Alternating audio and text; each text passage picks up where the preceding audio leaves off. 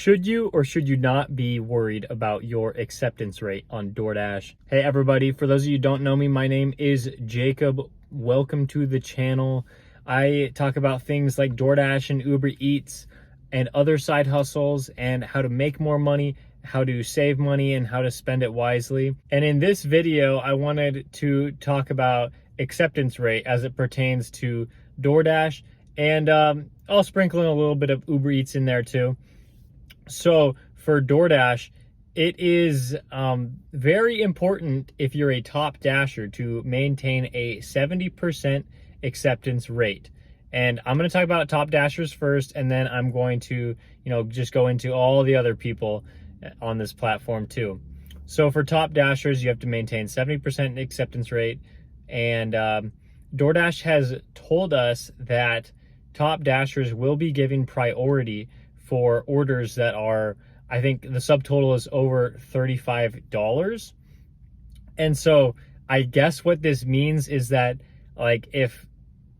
theoretically, if two dashers were in the exact same location, the same distance from a store, and an order was given to a restaurant and the subtotal was say $40, theoretically that would mean that the top dasher would receive that offer first, and then the non-top dasher would not. And so I guess you could make an argument that acceptance rate does matter in terms of becoming a top dasher if you want priority for those orders. And a lot of people would just say, and I don't really care about getting priority because 70% acceptance rate is too high. And I just want to pose the question for you, is a 70% acceptance rate too high for you in your market? I know that a lot of markets are different. No two markets are the same. Even if you're in the same metropolitan area, one side of the map may look different than the other side of the city. And so that's something to keep in mind too, that you may be getting a lot of high orders, you may be getting a lot of low orders, and that might just be a characteristic of your market. It is absolutely important to realize this, and that's why it's so important to do your market research as you're going out and you're making these deliveries. Like I have said in numerous videos, you really will not understand what you will need to do for your market unless you are continuing to go out there and just explore the various restaurants and neighborhoods that your city has to offer. In my city, I get a lot of orders that are shorter than 4 miles that I can do pretty quickly, especially since I live right near a freeway that I can get to and from places pretty quickly if I need to access the freeway. In my market, I seem to have quite a few high-end restaurants mixed in with a lot of fast food restaurants. And so there's just a mix of different restaurants that I would say are okay to accept orders from at specific times during the day. And then at other times, maybe you shouldn't be accepting orders from those restaurants because you should be focused on something else. So that's why I always talk about you need to do your research. So without further ado, I'll just tell you that my acceptance rate tends to be around 10 to 15%, because I have other apps, I have Uber Eats that I use quite frequently, and it's just nice to have Uber Eats because then it gives me the flexibility to decline some of these orders from DoorDash that are not too favorable. I get a lot of orders that are $2 and $3 and $4, and even $5 orders that are just awful, that I just would never even think to accept. I wouldn't even want to touch those. And so and I'm sure it's the same thing for a lot of you. It's really important to make sure you're accepting high quality orders, because a certain order can take you anywhere from 15 to 30 minutes. And so you want to make sure that the order that you're picking up and you're delivering are very, very high quality.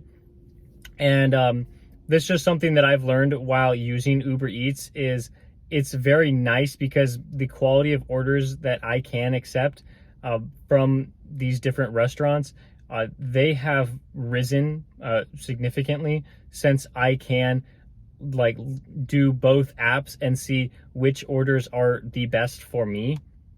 And so I would say, like, if you're only on one app, like, start applying for other apps, because like I would say your quality of orders will also increase. I can't guarantee that, but I mean, like, it's bound to happen, I would say. And so with that in mind, you know, my acceptance rate is pretty low just because of all that.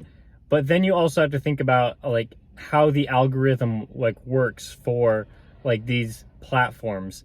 And I have to say that it seems like DoorDash and maybe Uber Eats too, they favor me more when I'm accepting more orders, and maybe when my active time is a little bit higher.